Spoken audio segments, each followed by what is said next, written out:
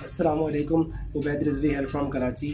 اور جیسا کہ آپ سب کو معلوم ہے کہ جو فلسطین کے حالات ہیں جس سے ہر مسلمان کا دل چھلنی ہے اور وہ غمگین ہے. یہ بات آپ کو معلوم ہونی چاہیے کہ 11 اپریل سے پاکستان سپر لیگ کا 10th ایڈیشن جو ہے وہ اسٹارٹ ہو رہا ہے، جس کے میجر اسپانسرز KFC، پیپسی اور اس طرح کی میجر اسرائیلی کمپنیاں ہیں جو کہ اوپنلی پیلسٹینین جینوسائڈ کو سپورٹ کر رہی ہیں. یہاں تک کہ KFC نے اوپنلی اپنی فیس بک کے اوپر یہ پوسٹ ڈالی کہ نو ٹینٹس اونلی چکن.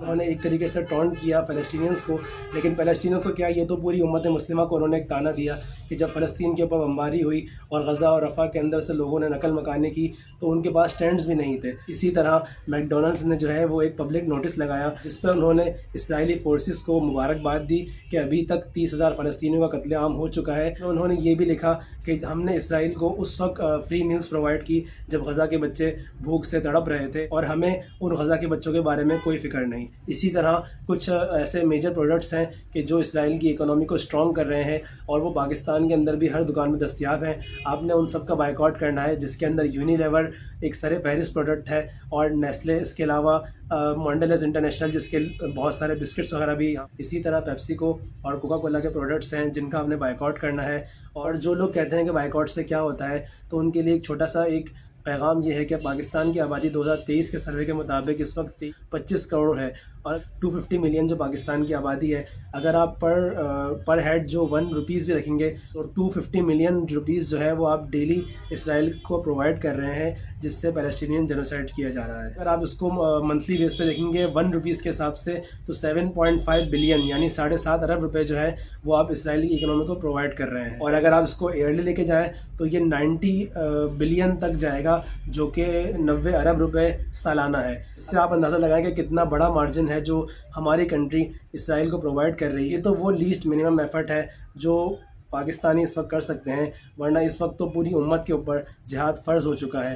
کہ جو حالات فلسطین کے ہم دیکھ رہے ہیں کہ بچوں کو ٹکڑے ٹکڑے کیا جا رہا ہے، ہماری ماؤں، بیٹیوں اور بہنوں کی عزتوں کو تار تار کیا جا رہا ہے، اور گھروں کے گھر انہوں نے بموں سے اڑا دیے ہیں. اس سب کے بعد بھی آپ اسرائیلی پروڈکٹس استعمال کر رہے ہیں، تو صرف اس بات کو ذہن میں رکھیے گا کہ حضرت عمر فاروق رضی اللہ تعالیٰ عنہ نے فرمایا تھا کہ اگر دریائے فرات کے کنارے بکری کا بچہ بھی پیاس سے مر جائے گا تو عمر سے اس کا سوال کیا جائے گا. اور حضرت عمر تو وہ خلفائے راشد ہیں کہ جن کے بارے میں حضور اکرم صلی اللہ علیہ وسلم نے فرمایا تھا کہ ابو بکر فی الجنہ والعمر فی الجنہ والعثمان فی الجنہ والعلی فی الجنہ. تو یہ تو وہ صحابہ کرام ہیں، یہ تو وہ خلفائے راشدین ہیں جن کو حضور اکرم صلی اللہ علیہ وسلم نے اس دنیا کے اندر جنت کی بشارت دی. تو جب وہ یہاں تک بات کر رہے ہیں تو پھر آپ اور ہم کہاں کھڑے ہیں؟ آخر میں ایک چھوٹا سا پیغام میں یہ دینا چاہتا ہوں کہ یہ وہ وقت ہے جس وقت امت کو اتحاد کی سب سے زیادہ ضرورت ہے. یہ وہ وقت ہے کہ جب امت کو مل کر فلسطین کے لیے آواز اٹھانی چاہیے. ایسے وقت کے اندر ہم نے دیکھا سوشل میڈیا کے اوپر پاکستان کے اندر کہ ایک خاص طبقہ جسے ہم لبرل کہہ لیں، سیکولر کہہ لیں، یا ایسے لادین جو پارٹیز پاکستان میں ہیں، پیپلز پارٹی PTI یا MKM اور نون لیگ جو ہے، اس طرح کی پارٹی جو ہے وہ اس وقت یہ بات کر رہی ہیں کہ تحریک لبیک پاکستان اس وقت کہاں ہے. تو میرا صرف ایک چھوٹا سا یہ سوال ہے، کیا آپ نے تحریک لبیک پاکستان کو ووٹ دیا تھا؟ اگر تو آپ نے تحریک لبیک پاکستان کو ووٹ دے کے اقتدار میں پہنچایا ہوتا تو پھر آپ یہ بات کرتے کہ آپ جہاد کیوں نہیں کر رہے. لیکن جب آپ نے ہمیں ووٹ ہی نہیں دیا تو آپ یہ بات کیسے کر سکتے ہیں؟ بالخصوص پاکستانی عوام سے ایک یہ ریکویسٹ سمجھ لیں کہ جب آپ یہ امید لگا رہے ہیں کہ تحریک لبیک پاکستان کے امیر علامہ سعد حسین رضوی اور تحریک لبیک پاکستان کے کارکنان جہاد کریں گے، تو ہم بالکل اس کے لیے تیار ہیں، لیکن شرط یہ ہے کہ ہمیں تمام وہ وسائل پرووائڈ کیے جائیں کہ جو ایک فوج کے پاس ہوتے ہیں.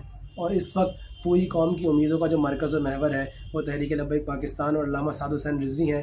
لیکن علامہ خادم حسین رضوی رحمۃ اللہ علیہ نے ایک بات فرمائی تھی کہ جب تک آپ کے پاس اقتدار نہیں ہے تو آپ اپنی ایک بات بھی نہیں منوا سکتے.